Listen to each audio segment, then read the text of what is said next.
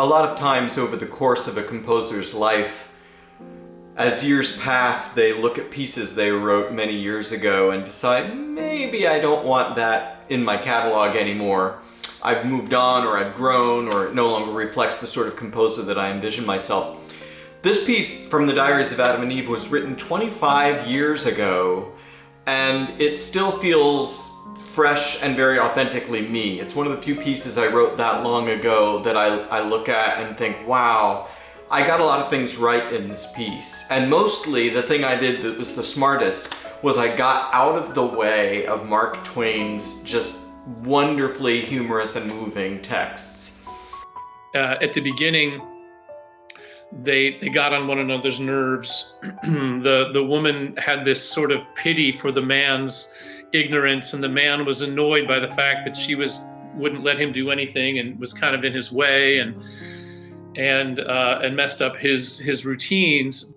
I love the relationship between the two as they grow through the piece, and she loves him from the very beginning. She wants to talk to him. She wants to be with him all the time, and she wants him to talk to her. And it really is a good play on real life. But then by the end, they realize just how significant and important and transformational their relationship has been. It was during my doctoral work at Louisiana State University that I first wrote the piece. It was at that time for chamber orchestra, and I asked a classmate of mine to sing the soprano role, Gina. But I do have a memory of standing on the stage in the recital hall with the dimmed lights and just the excitement of performing the piece. It was a performer's dream, really. All the cameras, all the effects, light effects, and three of us, Kim and Scott and we worked hard, and it was really fun. The third movement was really hard, especially its a reduction. He asked me if I'd be interested in reducing an orchestra part to a piano reduction.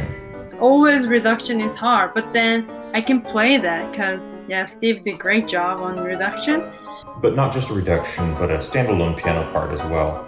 The entire collaborative team on this project has been just amazing. One of the reasons I was excited about working on this was that it was a challenge to take a non-theatrical musical space and make it look like someplace else. Steve had explained that for this project, it wasn't to be recorded in a concert manner, meaning it didn't have to have a live, necessarily a live feel to it.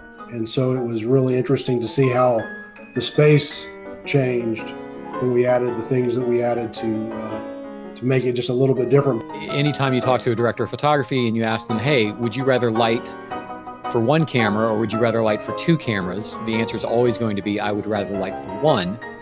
And in this case, we had to do 9. And the fact that we could pull that together in the middle of a pandemic while an apocalyptic ice storm was going on. I didn't know if our roof had collapsed from snow. And we had a very, very pregnant piano player. I just talked to my baby, please hold. To get all of that to happen in the same room at the same time and get it on tape so that we could edit it and present it to you was sort of a miracle that it happened at all. I think everything ended up looking very good. And I was like, yeah, I definitely want to do that. I think it gave a great look. I agree. Certainly for us, it has been a deeply personal piece. You know, we've been married for over 27 years now.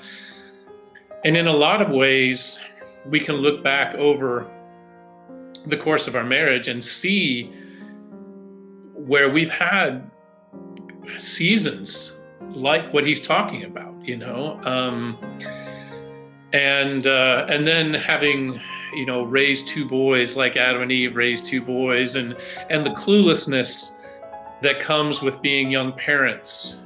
By the end, when you're in, you know, as Steve does so well in this 4th movement, has them looking back pensively over their lives. He does have enough self-awareness to realize that, you know, early on, she drove me crazy. But what I've come to realize now, that even after we were expelled from the garden together, that being with her